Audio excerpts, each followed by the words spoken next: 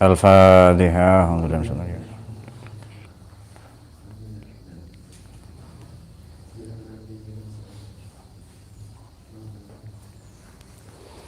Alhamdulillah kita sudah memasuki bab 5 mukjizat Nabi ya pada bait yang ke-72. Bismillahirrahmanirrahim. Salatu wassalamu ala sayyidina Muhammad Rasulillah wa ala alihi wasallam. Subhanaka la ilma lana illa ma 'allamtana. Qala rabbi shrah li sadri. جاءت لدعوته الأشجار ساجدة تمشي إليه على ساق بلا قدم كأنما سطرت سطرا لما كتبت فروعها من بديع الخط باللقم. Ada yang membaca fil laqami ya, tapi tidak apa-apa. Kemudian di sini mislal, betul. Ini yang betul mislah. Mungkin di teks kalian ada yang mislu ya. Mislal ghamamati anna sara sa'iratan taqihi harrawatishin lil hajiri hami. Aqsamtu bil qamaril munshaqqi inna lahu min qalbihi nisbatan mabruratal qasami. Ja'at datang apa al-asjaru pohon-pohon li da'watihi untuk memenuhi panggilan Nabi sajidatan dalam keadaan tertunduk, bukan bersujud ini ya, serta tamshi berjalan. Nah yang itu respon kalau itu. Sajidatan dalam keadaan tertunduk ya, tamshi berjalan, ilaihi menghadap Nabi, ala saqin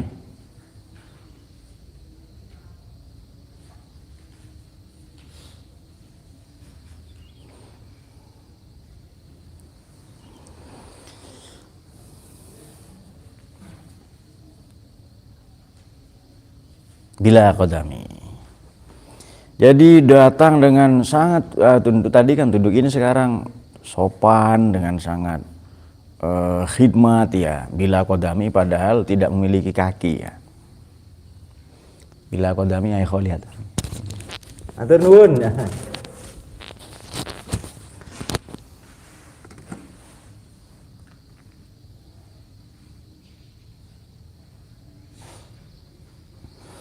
Nah, salah satu makna sak adalah lurus.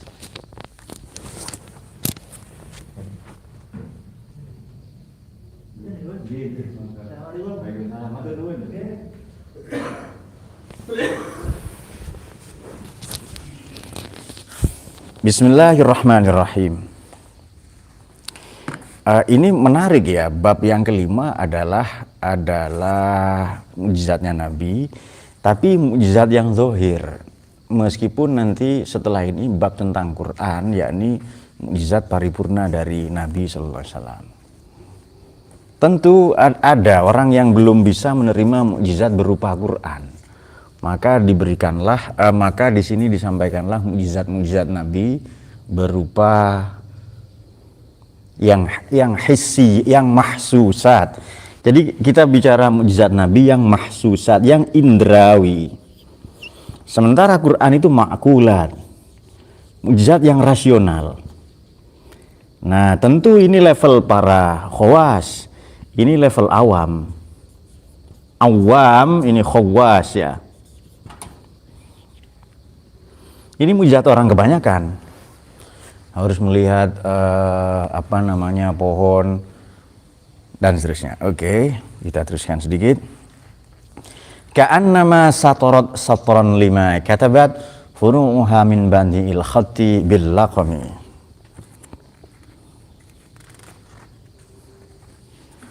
Oke. Ka'annama satrat, seolah-olah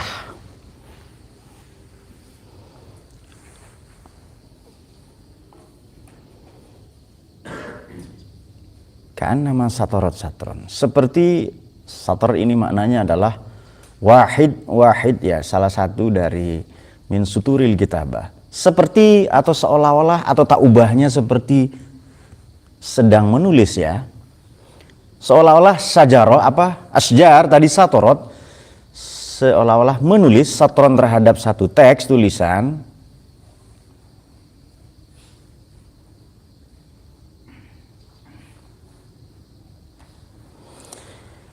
Lima katabat terhadap apa yang ditulisnya, apa furu'uha, 5 katabat furu'uha atau katabat furu'uha ya, yang menulis dengan ranting-ranting. Jadi begini, seolah-olah pohon ini mentiung itu rantingnya itu menunduk ya ke tanah dengan, karena kalau orang hormat itu kan membungkuk. Jadi ada pohon yang membungkuk begini, yusron ya, membungkuk dan menulis dengan sangat tekun, tanpa belok-belok, itu lurus seperti membuat kaligrafi itu ya. Nah, kenapa tulisan ini lurus? Maka seolah-olah ada garis di sini, garis imajiner tak terlihat, sehingga tulisan saya ini nampak lurus. Tapi bagi penulis pemula, bukan penulis profesional, berantakan. Jadi apa mimnya di mana, mimnya apa, kofnya berbentuk serigala, misalnya begitulah ya, berantakan. Jadi seperti orang yang menunduk ya, tekun sedang menulis ya, tetapi ini furu'uha min badi'il khot, furu' ranting-rantingnya ya, min badi'il khot dari tulisan yang baik, kaligrafi yang baik ya, dari tulisan yang indah, badi'. Ada kan ini bil laqami, ada yang membaca fil laqami, di tengah jalan. Jadi ada tulisan, ada pohon ya, dipanggil oleh Nabi, datang.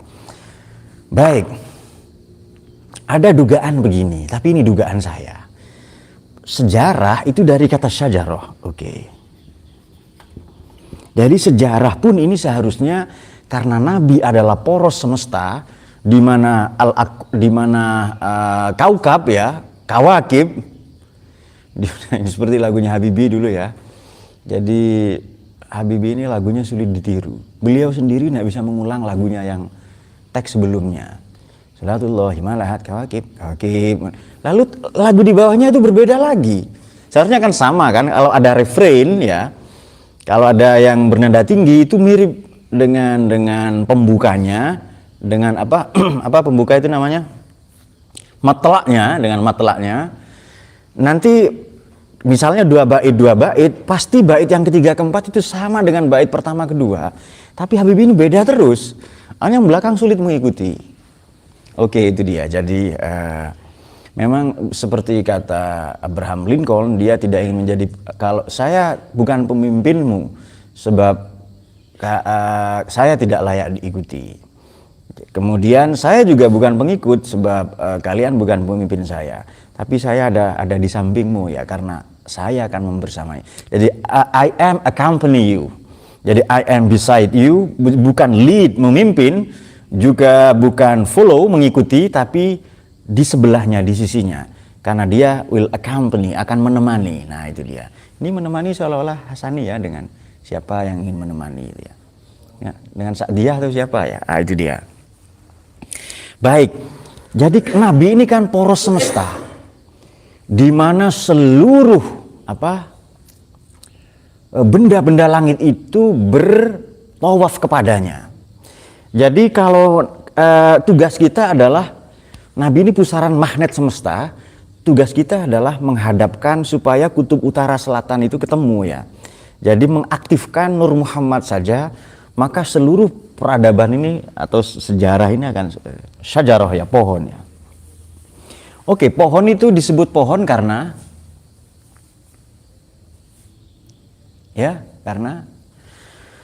boleh jadi kehidupan ini seperti pohon. Jadi seperti pohon, which has many branch tahu ya? Branch enggak tahu. Cabang. Pohon ini disebut pohon apabila ini akar nih, beberapa berjenggot kan, itu akar gigi Oke. Ini pohonnya, lalu cabang, cabang. Lalu setelah cabang ini ranting namanya, ya kan? Lalu daun. Kemudian nanti tahap berikutnya itu adalah buah. Itulah satu kesatuan pohon. Nah, dahulu malaikat itu bersujud kepada Nabi Adam, betul ya? Farid ya? Oke, kenapa bola singkong itu Farid? Oh, langsung eksekusi itu ya. Jadi dia memandang itu pipinya macam dita ya, gembul-gembul apa nih yang biasa dia santap sepanjang hari. Oke, kita lanjutkan. Maka pohon ini akarnya mungkin Niko berjauhan dengan Harry, tapi akarnya berdekatan. Nah, itu dia. Saya nggak tahu akar apa itu, Nik. Akar kemanusiaan, akar spiritualitas, itu dia. Ya nggak tahu kalau akar lain kan. Di mana ada pohon bercabang di situ, perhatikan ya, yang ada cabang-cabang pada kalian ada akarnya, betul nggak, Din? Ini kan percabangan namanya akar di sini ya kan. Ada percabangan apa di mana akar ya kan. Kemudian juga pada ketiak, bahasa Inggrisnya armpit, itu ketiak. Itu ada akarnya juga. Tempat lain juga ada akar nih ya. Nah, itu dia.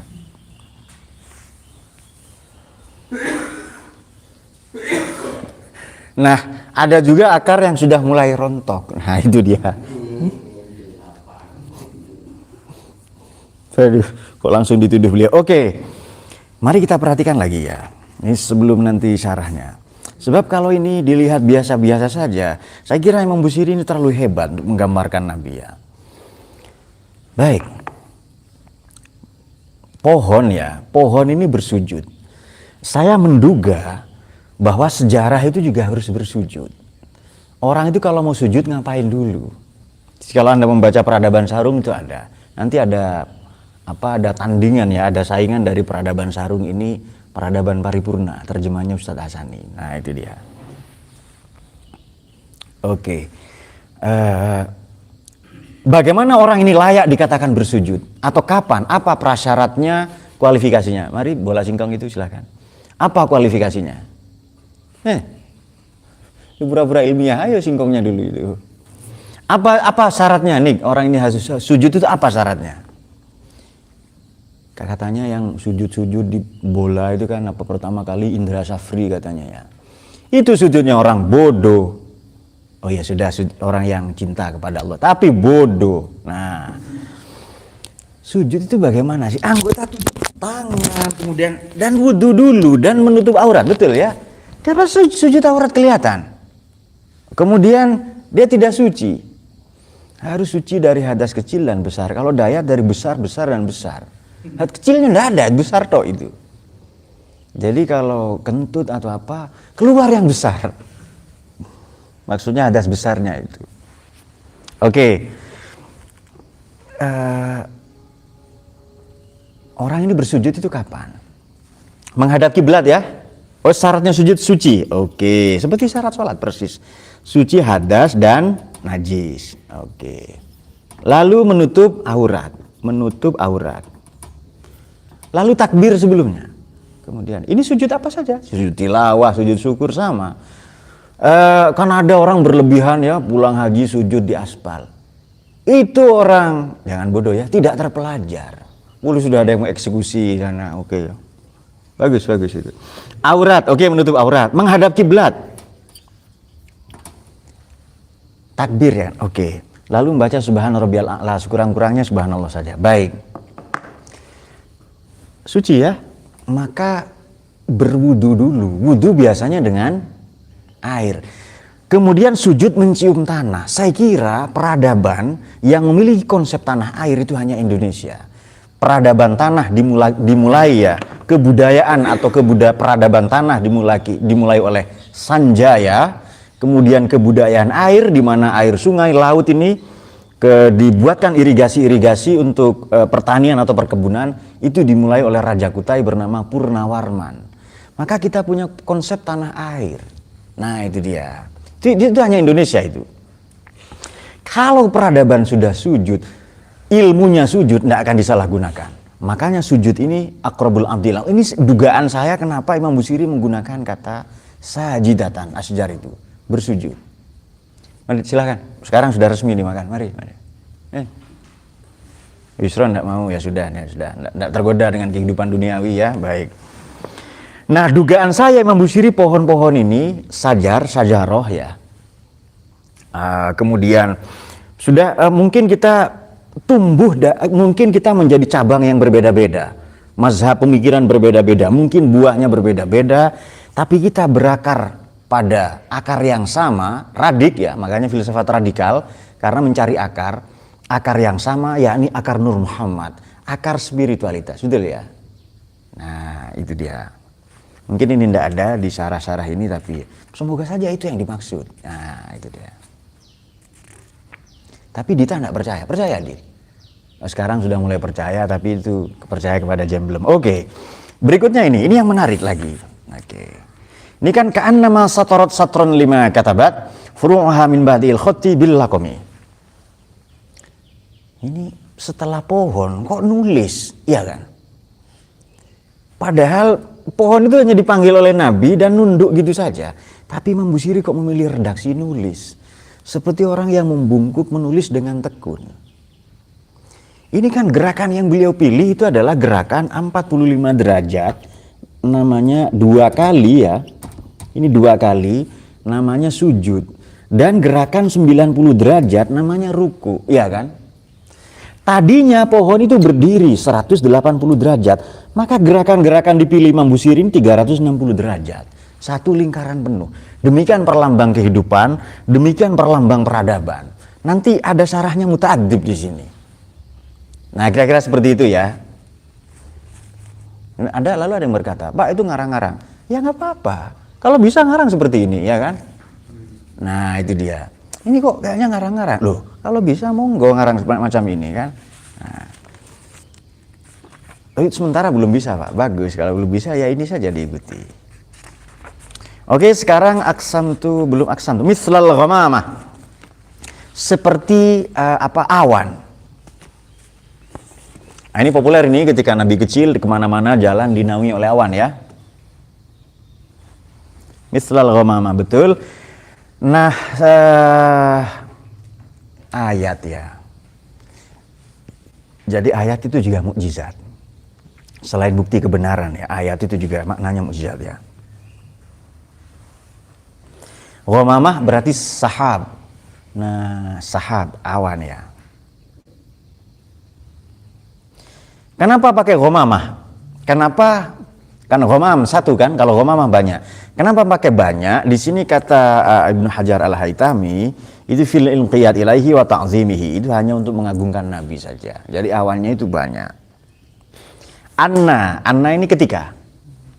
Haitsuma itu haitsu.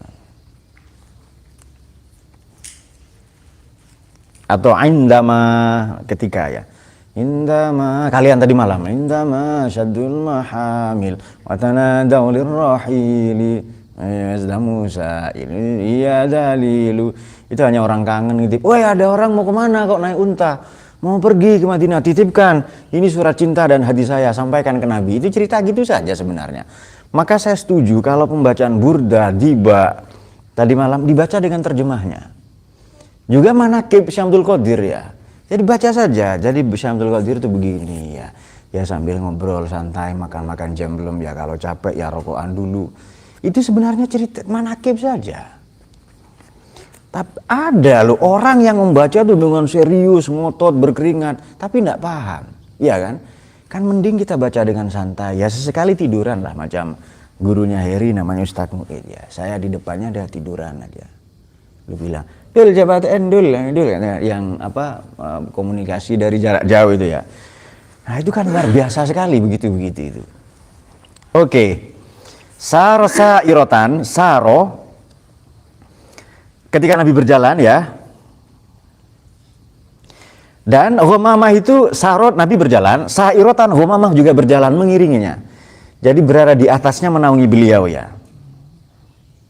Taqihi itkun minan nar, begitu kan, taqihi. Jadi dengan bitazliliha ya. Ghamamah ini menaungi, menghalangi Nabi dengan naungannya bitazliliha ya. Harra watishin. Panas atau sengatan matahari. Lil hajir bagi orang yang hijrah ya. Tapi makna hajir juga salah satunya wasaton nahar ya, idza kana harron yuqalu lahu al hajira. Oke, hami yang menyengat. Seolah-olah mislal, demikian pula berarti mukjizat berikutnya ya. Mukjizat berikutnya adalah Nabi kemana-mana dinaungi awan. Jadi awan ini tidak ingin membiarkan matahari memberikan cahayanya ya, cahayanya menyengat. Apa kan ada ultraviolet katanya UV ya. Saya tidak tahu itu sinar UV yang bagaimana, tapi awan ini enggan membiarkan, tak mau membiarkan kekasihnya, kekasih alam raya ini kepanasan. Saya kira kalau Nabi berjalan di sini ya, itu Nabi lebih senang tidak dinaungi awan. Di sini tidak terlalu panas, ya kan? Karena konteksnya Nabi berjalan di tengah-tengah padang pasir, maka butuh naungan awan. Seolah-olah awan itu menjadi payung bagi beliau. Itu saya membayangkan kalau Nabi itu lahir di sini, hidup di sini, jadi awan suruh, awan nggak usah, ini enak cahayanya, begitu kan ya? Kalau Nabi lahir di sini, Yus betul nggak Yus ini? Nah, kalau Yusron tetap butuh awan dalam format kecil, namanya payung ya untuk menaungi keranda. Nah, agak aneh juga ya, keranda itu sudah tidak panas karena tertutup kan, masih dipayungi pula. Hanya ada dua jenis di dunia ini yang pakai payung, kalau bukan pengantin, juga pengantin yang mau ke surga, yakni jenazah. Nah, silahkan pilih payung yang mana itu. Betul nggak, Nur? Kadang pengantin itu naik kereta kencana ya, naik kereta kencana tahu di apa di? Oh, delman ya, karena hidup di Borobudur saya naik delman memang, sembari melihat stupa-stupa dia. Oke. Mungkin sekarang di Borobudur stupanya kurang 2. Iya kan? Kenapa? Reza, kenapa? Dia bilang Farid itu, belum mungkin. Farid bukan stupa ya. Dilihat bentuknya Farid kan tidak begitu. Tapi setelah kenal Dita, dua-duanya mirip. Seperti pinang dibelah 2 ya kan? Apa maknanya itu, Nur? Kembar ya. Nah, tapi kata teman dulu begini, ketika kita sama-sama belajar bahasa Indonesia ya. Itu pinang dibelah 2 itu kan kalau sama-sama cantik ya. Tapi kalau sama-sama jelek Pak, itu seperti pinang itu dibelah pakai batu, itu hancur berantakan. Lalu ada yang lebih ekstrim, pinang diseleb katanya itu, digiling itu loh. Nah, ada beberapa yang oke. Langsung makna baitnya kalau tidak salah ada ini. Makna baitain tadi mana. Oke, kita ke halaman 42. Nah, ini dia, ini ada makna baitnya ini. Bismillahirrahmanirrahim. Wa ma'anal abiyat as-salasah. Makna 3 bait itu adalah anna Nabi sallallahu alaihi wasallam nada syajaratan. Beliau memanggil saya pada pohon. Nah, ini satu pohon ya. Dan ini masih ada pohon yang membungkuk gara-gara dipanggil oleh Nabi itu ya. Beberapa orang enggak percaya wah, enggak, itu kejadian alam, fenomena alam dan seterusnya ya. Ya enggak apa-apa ini. Saya kira mukjizat ini bukan nuansa teologis ya. Ini nuansanya masih rasional. Memang ia khawarikul adah, di luar kebiasaan, tapi saya kira ia masih dalam within reason ya, dalam ambang-ambang batas rasional. Kita contohkan begini.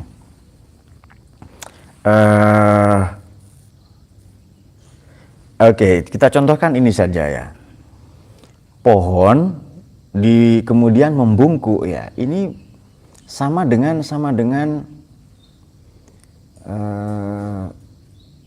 kita menduga begini. Ini matahari, ini tata surya ya, matahari, planet dan seterusnya ya. Seolah-olah matahari itu diam. Padahal planet-planet mengitarinya. Sekarang bentuknya kita bikin, ini kan formatnya matahari ini kan. Oke, ini kan onde-onde ya kan. Planet-planet di sekelilingnya, betul ya. Seolah-olah planet itu berputar begini. Itu tidak benar. Yang betul planet-planet itu begini. Jadi ini matahari, ini planet-planet ini di sekelilingnya ya. Semua berjalan dengan sangat cepat, 2.400.000 km per jam ya. Itu mengitari pusat galaksi Bima Sakti. Jadi matahari mengajak seluruh sistem tata surya, bulan, planet dan semuanya ya, untuk mengitari pusat galaksi Bima Sakti, dan satu putaran itu 240 juta tahun atau 200 juta tahun ya, nanti periksa lagi ya. Jadi sejak jagat raya ini tercipta, alam raya ini terbentuk sampai sekarang namanya expanding universe, alam raya ini berkembang, itu baru 20 kali putaran saja. Jadi tawafnya matahari ke Bima Sakti, ke pusat galaksi namanya Sagittarius, itu baru 20 kali, belum terlalu banyak. Tapi satu putaran 2.240.000.000 tahun ya untuk mengitari itu. Betapa besarnya itu ya. Baik. Nah, Faqbalat kemudian menyambut pohon itu, khodi'atan dalam khudu', masyatan melangkah, ala saqin ya yang lurus ya, ala saqiha dengan sedemikian lurus, wa yatashuqqul ard syaqa. Ini seolah-olah membentuk garis ya. Di bumi seolah-olah membentuk garis, membentuk format tertentu ya di bumi. Kemudian lam yakun masya iwajun, pada lam yakun masya, di langkah yang diedari, yang di mana pohon itu melangkah tadi itu tidak ada iwaj, tidak bengkok sama sekali, wala mail, dan tidak miring-miring, bal tamshi masya istiqamah, melangkah dengan lurus, kal insan, seperti seseorang alladzi ya'ti wa muta'addib, yang dipanggil padahal dia muta'addib, orang yang beradab, pasti dia dengan tekun, kemudian santun ya. Min ghairi khilalin fi masyihi, enggak noleh-noleh pokoknya, itu sudah tekun saja, satrin satarahul katib, seperti tulisan yang dibuat satara yang menulis pada satar tadi itu, atau sutur, itu bentuk jamaknya, katib seorang penulis, layak tubali, pasti dia akan menulisnya dengan baik ya. Faka'annaha satarat, seolah-olah satarat fi maji'aha satran mustaqiman ya. Dari tempat datangnya pohon itu misalnya 200 meter, datang lurus, tidak belok-belok itu. Nah, min majiha, dari arah datangnya satran mustaqiman, dengan tulisan yang lurus, tamshi alaihi wasatot tariq, yang datang di tengah-tengah jalan. Ini jalan misalnya 5 meter, persis Nabi berada di 2,5 meter itu, berjalan terus ya, lurus ya, dari kejauhan itu. Pohon itu dipanggil oleh Nabi ya. Setelah maji'il asjar, sebagaimana arah datangnya pohon-pohon tadi itu ya, lahu kepada Nabi, bi amrihi, sesuai perintah, wa isyarati, dan petunjuk Nabi. Demikian pula misal ghamamah fi tadliliha, seperti naungan awan, seperti awan ya, fi tadliliha, dalam naungannya, iyahu, untuk menaungi Nabi, min harri syams, dari panas atau sengatan matahari, fi wasatin nahar, di tengah di siang bolong, apa ya, tengah-tengah siang ya. Ya sudahlah, di tengah hari. Di tengah hari ya. Karena mukjizatani khariqatanil adah. Keduanya tentu saja mukjizat, khariqul adah, extraordinary. Bahasa Inggrisnya khariqul adah itu extraordinary. Dan ini kan mukjizat yang mahsusat. Saya kira mukjizat itu mulai sekarang harus dijelaskan dalam konteks kekinian. Entah itu teknologi, mukjizat ini khariqul adah. Oke, tadinya ada orang bicara begini dengan jarak jauh, itu khariqul adah, betul kah? Sekarang enggak khariqul adah gitu-gitu. Jadi orang terbang ke bulan, khariqul adah. Orang dibelah dadanya tidak sakit. Dulu khariqul adah, maknanya begini, dulu sihir, dulu mukjizat, dulu khariqul adah, sekarang namanya sains. Maka mukjizat terbesar Nabi itu sains. Mungkin agak aneh kalimat ini ya, tapi ya sudah pokoknya begitulah. Dulu sihir, ada orang terbang, sekarang sains namanya. Bukan hanya orang, kapal, rumah bisa terbang. Anda tahu kapal pesiar terbesar itu apa namanya? Jadi ada Harmony of the Seas, sea itu laut ya. Harmony of the Seas, ini kapal pesiar, 400 meter, tingginya 70 meter, entah lebarnya berapa ratus meter lagi ya. Ini kok bisa ya benda seberat itu? Itu 3 atau 4 kalinya Titanic. Itu kapal pesiar terbesar. Jangankan kapal segitu ya, batu saja nggak bisa mengambang. Maka mukjizat Nabi yang turunannya derivasinya ada pada umatnya adalah sains. Nah itu dia. Ini cerita pohon datang begini ya begini. Ya khawariqul ada, oke, Nabi dibelah dadanya, kemudian sekarang ada operasi, kemudian ada, misalnya begini, dulu Dita ingin lahir di tanggal cantik misalnya kan ya, dia harus punya kelahiran yang kedua, mungkin dia masuk ke dalam rahim, apalah ya, jadi Anda bisa menghayal apa saja itu.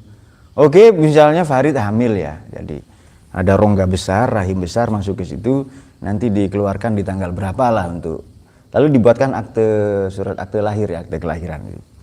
Nah sekarang bisa dibikin itu. Jadi Anda mau lahir tahun berapa? Mau lahir tanggal berapa? Jadi misalnya Dayat ingin punya kelahiran baru tanggal 33 bulan 13 misalnya ya. Bisa diatur sedemikian rupa. Sebentar lagi ya. Oke. Nah sedikit lagi kemudian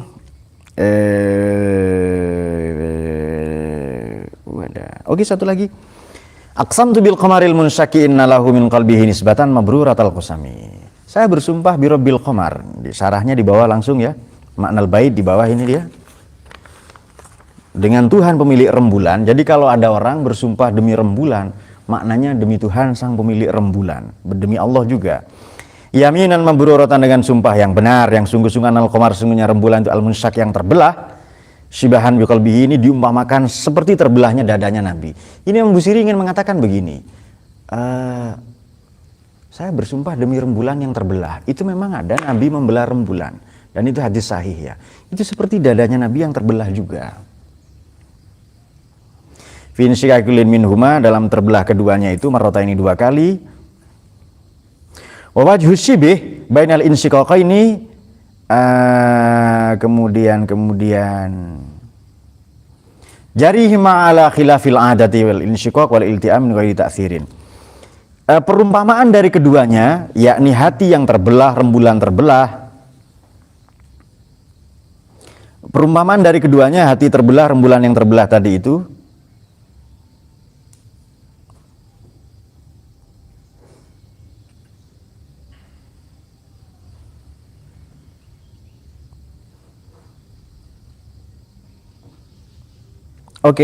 memiliki kesamaan, melangkah ya, mengarah kepada prinsip yang sama, langsung saja memiliki kesamaan, ala khilafil adati, yakni sesuatu yang extraordinary fil insyiqaq, dalam terbelahnya. Tetapi wal ilti'am min ghairi ta'tsirin, ia kembali luqmah ya, ilti'am min ghairi ta'tsirin, kembali seperti sedia kala, min ghairi ta'tsirin, tanpa ada bekas. Kemudian walakhtilalin, dan tidak terguncang, maknanya juga ittirab. Ikhtilal, tetap stabil begitu. Setelah terbelah.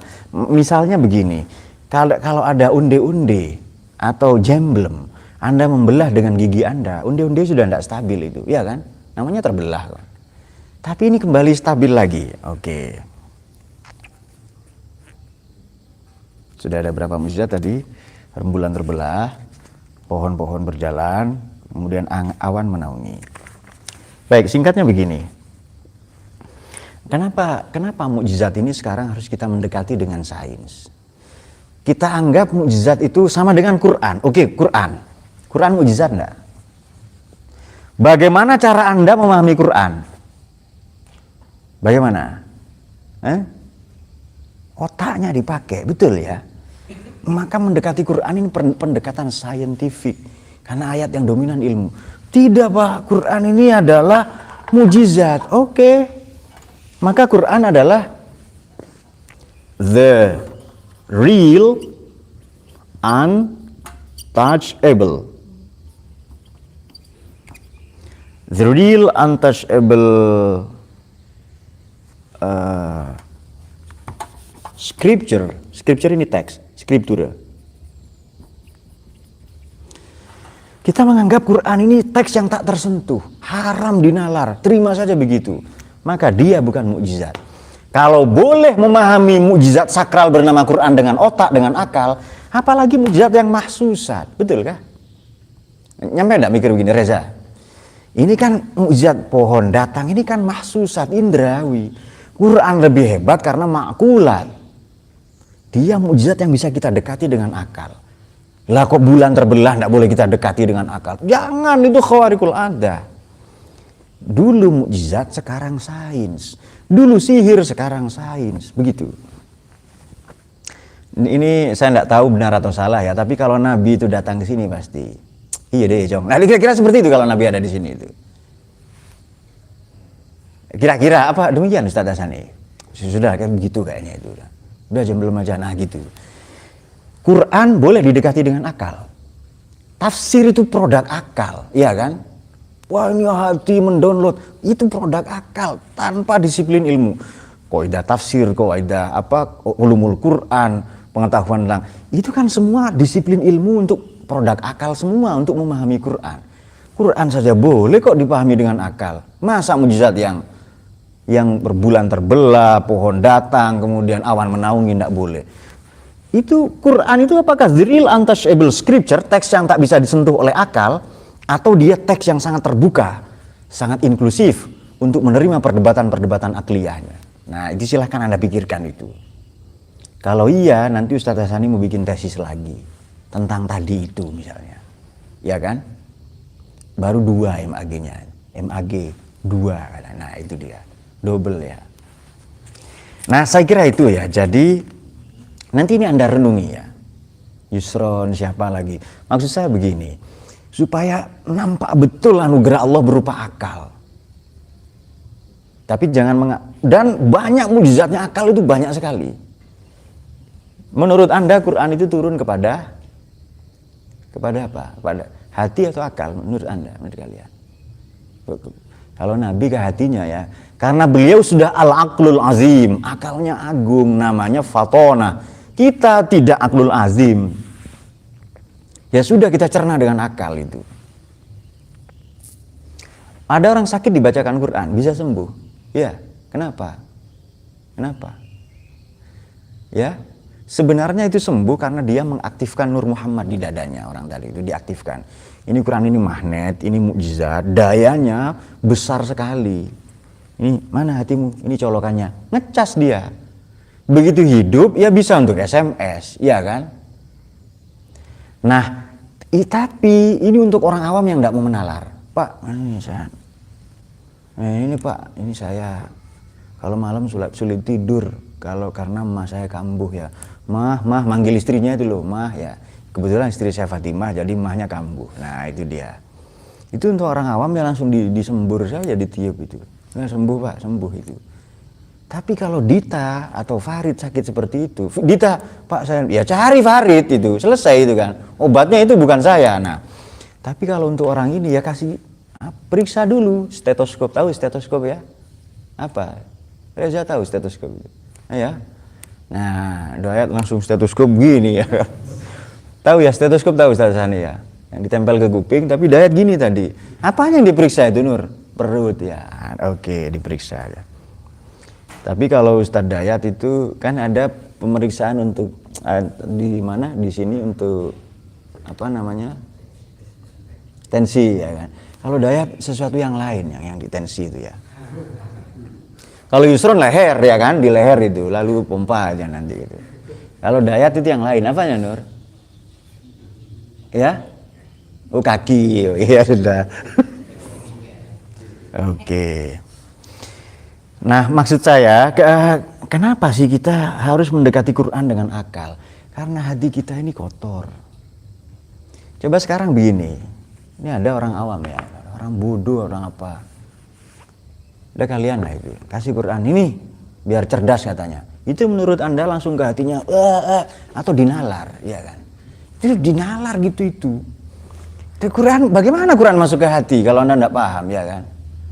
Wes, pokoknya ini mukjizat begini dok bertahun-tahun, nah kan pinter dia. Ya Nur. Tempuh dulu sunnatullah memahami Quran apa? Ya akal, ya tafsir, ya semua disiplin ilmu, bahkan terutama saintek. Nah dengan demikian betul iya ya Quran ini mukjizat. Kenapa? Karena Anda mendekatinya dengan akal. Mukjizat terhebat ini kan mukjizat dulu. Imam Busiri seolah-olah begini. Ini mukjizat enteng-enteng saja dulu, bab 5 ya kan. Mukjizat receh-receh dulu, baru nanti bab 6 mukjizat hebat namanya. Loh, Farid. Dit, apa Dit? Namanya Al-Quran. Nah, dia. Paham ya? Bahri ya, Bahri. Jadi mulai sekarang mendekati Quran itu dengan akal. Kalau mukjizat berupa Quran saja boleh dinalar, masa mukjizat yang receh-receh? Kita anggap receh lah kalau dibandingkan Quran. Makanya cerita tentang Wali Songo itu ya, Wali Songo ada juga yang macam Bahri namanya Wali Songot. Karena berkumis ya kan. Nah, tandingan itu Bahri. Wali Songo kan enggak keren kan itu kan. Apa Wali Songo? Wali Songot saya kira lebih keren itu. Oke. Sebelum Wali Songo apa tadi? Oke, Wali Songo digambarkan ini kalau di cerita-cerita buku, ada bukunya MB Rahim Shah ya. Saya masih beli 200 ke 200 rupiah. Wali Songo ini pendekar. Kemudian karomahnya downgrade. Downgrade ini bentuk yang lebih ringan, derivasi. Downgrade. Nah, downgrade. Oke. Downgrade ya. Downgrade dari mukjizat adalah karomah. Karomahnya terbang, menaklukkan para perampok, ya kan? Di Indonesia itu tempatnya begitu memang. Anda percaya mukjizatnya Wali Songo begitu? Berandal Lokajaya, Sunan Kalijogo ya kan? Itu dia adalah raja di hutan Jatiwangi. Kemudian perampok kalau ada bupati, ada wali kota, dirampoknya, kemudian dibagi-bagikan macam Robin Hood lah itu. Lalu dibagikan ke fakir miskin ya kan. Anda tertarik cerita begitu Nur ya. Tapi jiwa hamasah, jiwa heroisme kita senang. Film itu senang kalau ada perang-perangnya, kemudian yang menang itu yang baik, yang jahat kalah. Iya. Itu film. Di dunia nyata yang jahat yang menang. Iya. Kemudian sudah dihantam berdarah-darah mau mati ya, kemudian dia terdengar lonceng, kalau film India ya kan, suara Siwa, kemudian siapa lalu bangkit lagi ya dan bersemangat dia begitu ya. Nah, itu saya pernah ngobrol dengan kakak saya nonton filmnya Jet Li, Romeo Must Die. Mati itu ya kan. Nah, itu lalu kapok kakak saya nonton film itu. Setiap nonton film lagi, jagoannya mati enggak? Begitu. Kalau mati ganti film lain yang jagoannya menang katanya. Itu kan harapan kita. Baca cerita kan yang happy ending. Wah, ini cerita happy ending itu sebenarnya opera sabun ya. Jadi harapan kalian kan begini. Jadi misalnya ada anak kurus ya, kemudian letoy macam Aufa itu ya, diintimidasi oleh bapak tirinya. Ada bapak misalnya macam Bahri yang sangar apa begitu. Dia sedih ya, kemudian kan ada lagunya kan, ibu tiri lebih kejam dari ibu kota atau apa. Dia sedih, kemudian jalan, dia narik-narik ranting pohon, nendang-nendang semangka, lalu dari dalam semangka keluar peri ya, lalu dikasih emas, lalu dia jadi orang kaya, kemudian ketemu dengan pangeran ya, namanya Pangeran Bahri juga, kemudian menikah. Itu kan, itu opera sabun itu tidak ada di dunia nyata begitu itu. Anda nendang-nendang apa, kesandung semangka lalu keluar emas misalnya, iya kan? Tapi anak-anak seneng dengan cerita begitu. Borobudur dibangun dengan teknik arsitektur yang hebat, kemudian oleh para arsitek hebat, namanya Gunadarma salah satunya. Kita tidak seneng, kita senengnya Borobudur dibangun 1 minggu, Candi Prambanan dibangun semalam, ya. Bayangkan, nalar kita saja sudah nalar jahiliyah, bukan nalar saintifik. Itu harus kita ganti kalau ini mau jadi negara maju. Misalnya, ada menterinya PKS atau apa waktu itu, mantan menteri, namanya Tifatul Sembiring. Saya tidak tahu Sembiring atau Sembarang itu. Dulu kayak Kominfo, kan Kominfo yang kemarin ditangkap kan gara-gara korupsi 8T itu. Sudah tersangka, sudah dibawa ke kejaksaan itu. Kemudian Tifatul Sembiring itu bilang begini, kalau internet cepat itu untuk apa? Menkominfo internet cepat untuk apa? Iya kan? Dia seharusnya hidup itu di zaman batu ya kan, di mana komunikasi teriak-teriak begitu itu. Menteri bilang begitu, kita tidak akan katakan bodoh ya, tapi itu supra jahiliyah, di atas kebodohan dia. Kalau bodoh itu standar ya kan, bodoh ya, iya, ini dia tahu, ya, sudah kamu pinter ya kan. Tapi kalau supra jahiliyah, dia memang tidak mau pinter. Dia melindungi al-qana'atu bil jahl, menganggap cukup ya, dengan dia melindungi kebodohannya. Oke, bangga. Internet cepat untuk apa? Oke, kenapa internet kita lelet? Kemudian kenapa bisnis TV ini menggiurkan? Ketika beralih dari TV analog ke TV digital, ini banyak pengusaha pemilik stasiun TV protes, ya kan? Jadi jalur internet kita, jalur 4G ya, jalur internet itu banyak dipakai TV. Frekuensinya itu loh, seharusnya dipakai internet. Karena dagang yang punya TV, saya punya stasiun TV, nanti semua pedagang, iklan di TV saya, begitu. Begitu jalur internet dibuka, bahasa kita tol langit, TV tidak lagi dibutuhkan. Terancam bisnisnya kan, alhasil masing-masing terancam perutnya saja, ya kan? Wih, di perut langsung menunduk dia. Jangan Pak, ini kesenangannya Farid. Nah itu dia, dua-duanya senang, karena dua-duanya adalah penari perut ya kan. Nah, Anda bayangkan tari perutnya nanti itu. Jadi tari perut itu pakai celana pendek biasanya ya. Lalu daun diiris-iris dibuat seperti tutup itu loh, tahu kan ya? Nur bisa menghayal itu Nur. Wih, lebih hebat dari itu hayalannya. Kalau saya udah enggak pakai daun Pak, katanya itu. Oke, itu dia. Nah maksud saya, ini kan mukjizat juga sebenarnya. Downgrade dari mukjizat adalah orang berkomunikasi jarak jauh apa kemudian.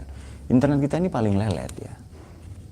Saya di Amerika di semua tempat ada wifi, maka enggak butuh HP itu. Bisa HP begini, coba pakai kartu sana, nggak bisa. Tapi di mana-mana ada wifi, sudahlah, nggak usah ini. Jadi betul berlaku aliran sufi baru di sana, menunggaling kaulo wifi di sana. Nah, itu dia.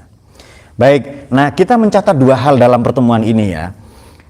Karomah downgrade dari derivasi dari mukjizat. Oke, dulu namanya sihir. Ini sama-sama khawarikul adah. Hanya sihir itu sisi negatif, sisi kelam, yang mukjizat ini sisi yang positif. Katakanlah kalau bahasa-bahasa sinetron, pertarungan film-film kolosal, film silat, ini aliran putih, ini aliran hitam katanya, ya kan? Nah, Divan nggak mau aliran gitu, saya nggak mau Pak, saya mau yang lain ya, hitam putih, belang namanya. Siapa tahu ada aliran yang begitu kan, maknanya pagi putih, sore bisa hitam dia. Oke, ini sama-sama khawarikul adah. Bisa santet ya, gunting, beling misalnya, masuk ke dalam perut orang, bisa kan dinalar? Itu rasional. Saya kira butuh tablet, ini kulkas, masukkan saja ke perut ya kan, lebih ekstrim lah itu. Atau mainan, jadi kan anak saya punya mainan kulkas-kulkasan, semua banyak itu, yang tiruannya itu, peralatan masak semua. Ya. Flash disk, apalagi sepatu misalnya kan ya, supaya hayalannya lebih baik lah itu. Baik, jadi benda-benda ini ada format imaterinya, benda-benda ini. Ada format imateri dari benda-benda material ini.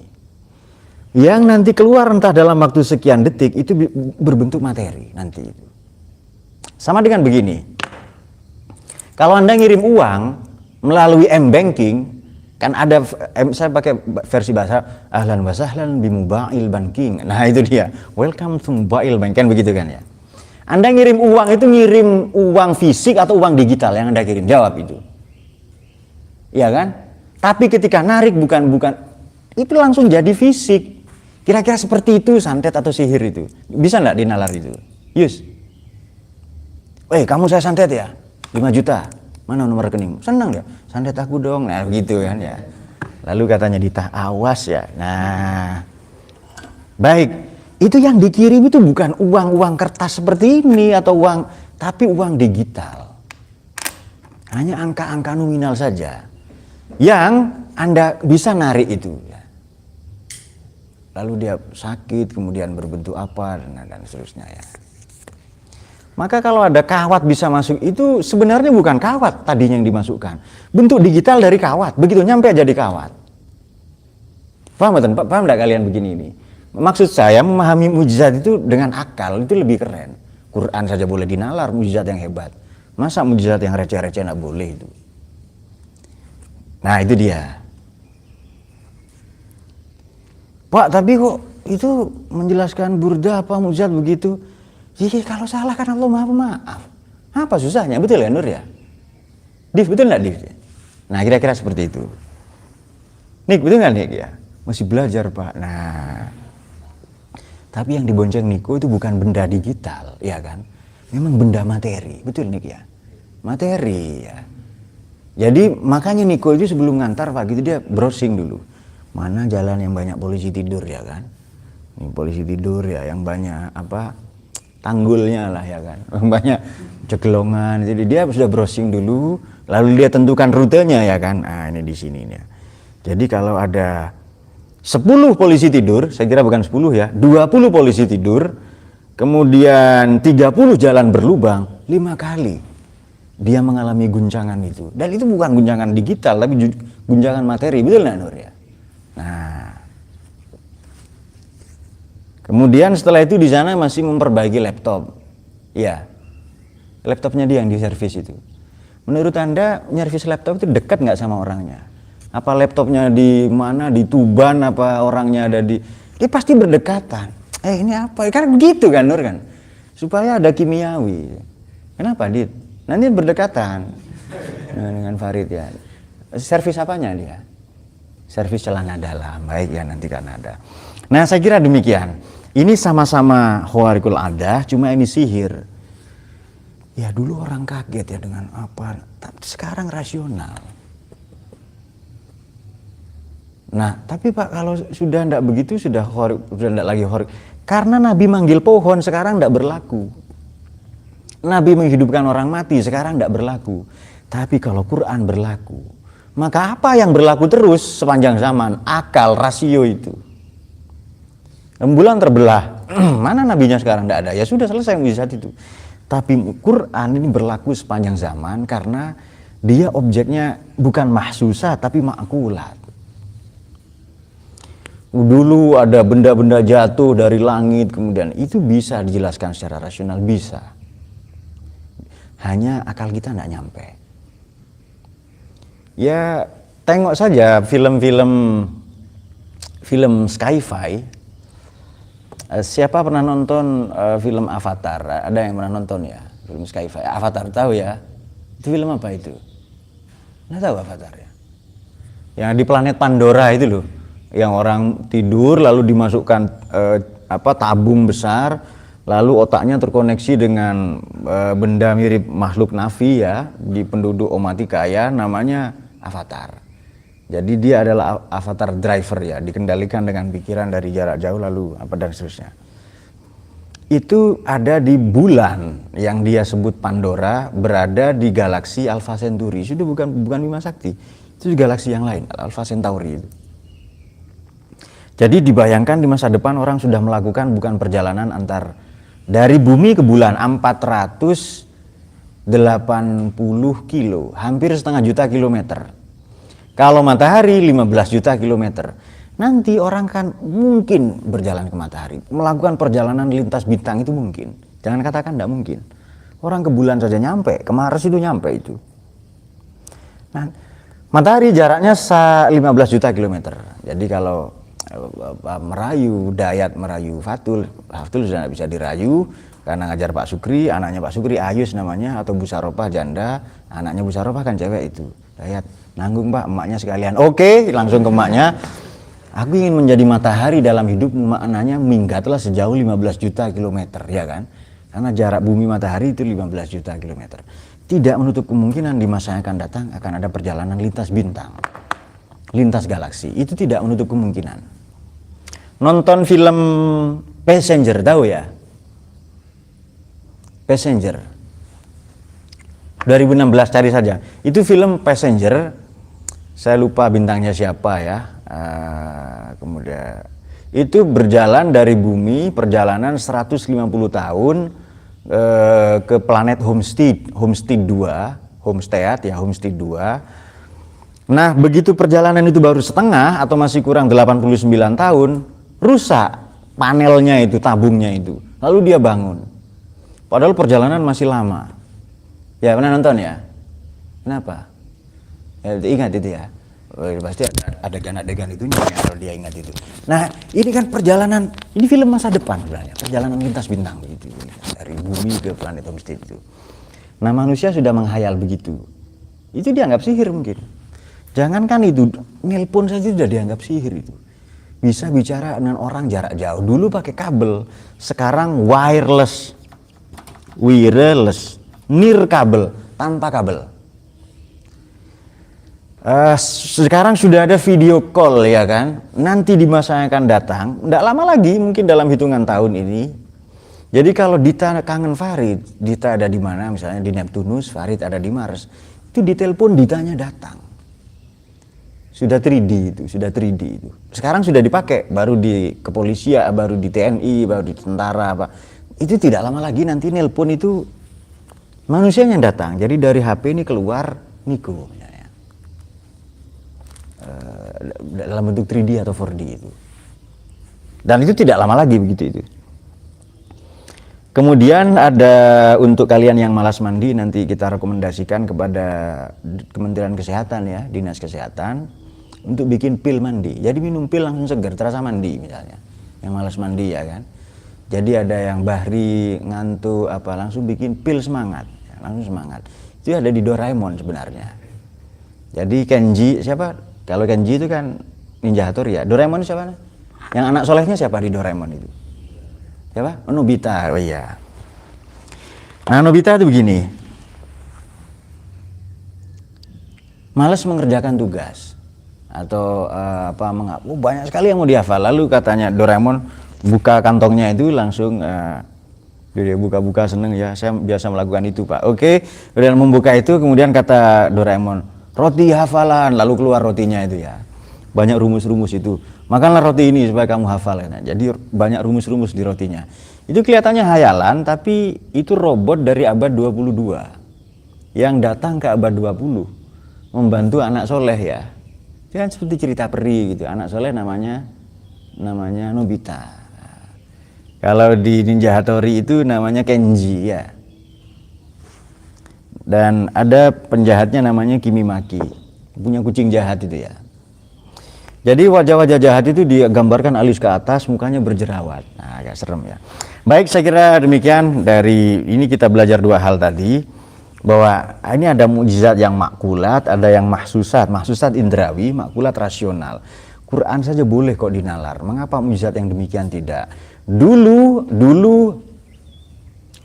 sihir, dulu mukjizat, karomah, sekarang sains.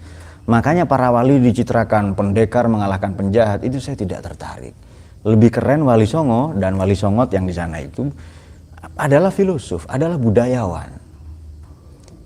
Jadi dakwahnya tadi itu asjar, masyarakat Jawa ini kan waktu itu asjar, dipanggil dengan gamelan, musik-musik, gending, saron, bonang, dipanggil dengan itu datang ke masjid ya, sajidatan untuk bersujud nanti. Kalau peradaban kita sudah sujud, ilmu tidak disalahgunakan, harta benda, jabatan ya. Dan sujud ini meniscayakan air apa tadi, maka kita punya peradaban air ya. Sehingga peradaban ini deru pembangunan harus berhenti dan bersujud. Kan ada rumah ya mau rusak itu, istrinya mengeluh, bang tidak diperbaiki rumah ini bang katanya. Suaminya sholat saja itu, malas deh karena saya religius, rumah sudah urusan Allah itu. Lalu istrinya pakai term-term agama juga, bang rumahnya sudah ruku ini bang, tidak lama lagi sujud. Oh iya kita perbaiki katanya itu. Itu kalau sujud mati semua, tidak bisa sujud. Dan sujud itu unik karena kita berbisik ke bumi terdengar di langit itu ya. Al-Fatihah.